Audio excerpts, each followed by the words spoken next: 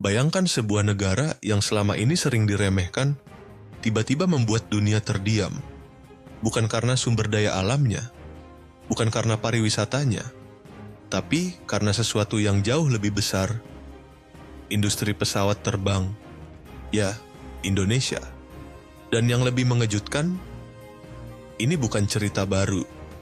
Ini adalah sesuatu yang sudah dibangun diam-diam selama puluhan tahun, tanpa banyak sorotan, tanpa banyak pengakuan, tapi sekarang dunia mulai melihatnya, dan mereka mulai panik, karena Indonesia ternyata tidak hanya menjadi pasar, tapi mulai menjadi pemain.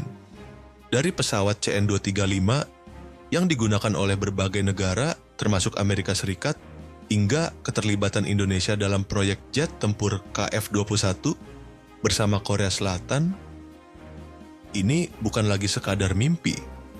Ini adalah kenyataan yang sedang terjadi di depan mata kita. Pertanyaannya sekarang, kenapa tidak banyak orang yang tahu? Kenapa industri sebesar ini seperti tersembunyi?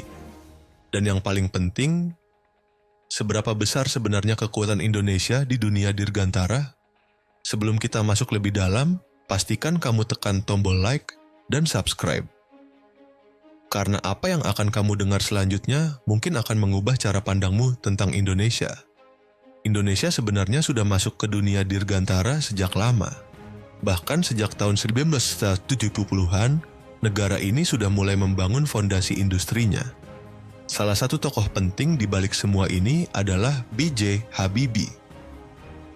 Seorang jenius yang membawa visi besar. Indonesia harus bisa membuat pesawatnya sendiri. Dan dari situlah semuanya dimulai. PT Dirgantara Indonesia atau PT-DI lahir sebagai simbol ambisi besar tersebut.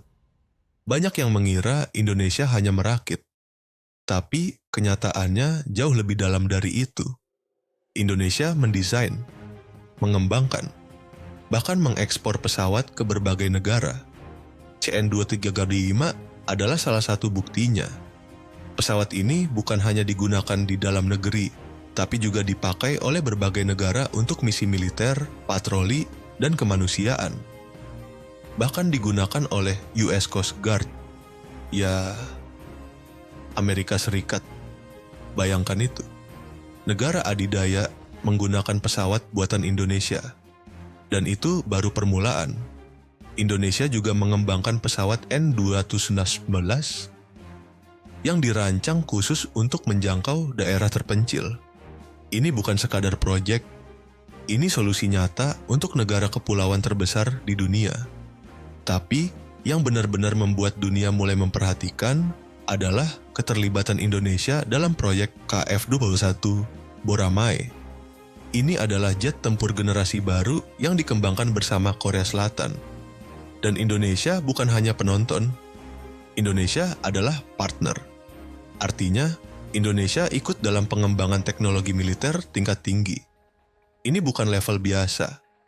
Ini adalah level yang selama ini hanya dikuasai oleh negara-negara maju. Dan disinilah banyak pihak mulai merasa Indonesia tidak bisa lagi diremehkan. Tapi tentu saja, perjalanan ini tidak mudah. Indonesia pernah mengalami masa sulit, krisis ekonomi, pemotongan anggaran, bahkan sempat membuat industri ini seperti berhenti. Banyak yang mengira ini sudah berakhir, tapi ternyata tidak. Indonesia kembali bangkit, pelan-pelan tapi pasti. Dan sekarang hasilnya mulai terlihat. Ekspor meningkat, kerjasama internasional semakin luas, teknologi semakin berkembang. Dunia mulai bertanya, apa yang sebenarnya sedang terjadi di Indonesia? Dan jawabannya sederhana, Indonesia sedang membangun sesuatu yang besar, sangat besar. Namun ada satu fakta yang jarang dibicarakan, Indonesia punya potensi untuk menjadi salah satu kekuatan dirgantara terbesar di Asia Tenggara. Bahkan mungkin lebih dari itu.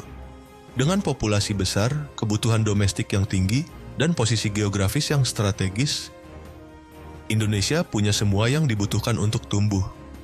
Tapi tentu saja, Tantangan masih ada. Pendanaan, teknologi, konsistensi kebijakan. Semua ini akan menentukan apakah Indonesia bisa benar-benar naik ke level berikutnya atau tidak. Namun, jika melihat arah yang sekarang, Indonesia tidak sedang melambat. Indonesia sedang berakselerasi. Dan dunia mulai menyadarinya. Negara-negara ASEAN lainnya mulai memperhatikan. Bahkan beberapa mulai merasa tertinggal. Karena ketika satu negara mulai menguasai teknologi tinggi seperti ini, dampaknya bukan hanya ekonomi, tapi juga geopolitik, kekuatan, pengaruh, dan posisi di dunia. Jadi ketika kamu mendengar tentang Indonesia hari ini, jangan hanya berpikir tentang pantai Bali atau hutan tropis. Pikirkan tentang pesawat, tentang teknologi, tentang masa depan. Karena Indonesia sedang menuju ke sana. Dan mungkin lebih cepat dari yang kita bayangkan. Sekarang pertanyaannya untuk kamu, apakah Indonesia benar-benar bisa menjadi kekuatan besar di industri pesawat dunia? Atau ini hanya awal dari sesuatu yang jauh lebih besar? Tulis pendapat kamu di kolom komentar. Dan jangan lupa like, subscribe, dan share video ini ke teman-teman kamu. Karena kayak cerita seperti ini, tidak banyak yang tahu. Dan mungkin, kamu baru saja menjadi salah satu dari sedikit orang yang melihatnya lebih dulu.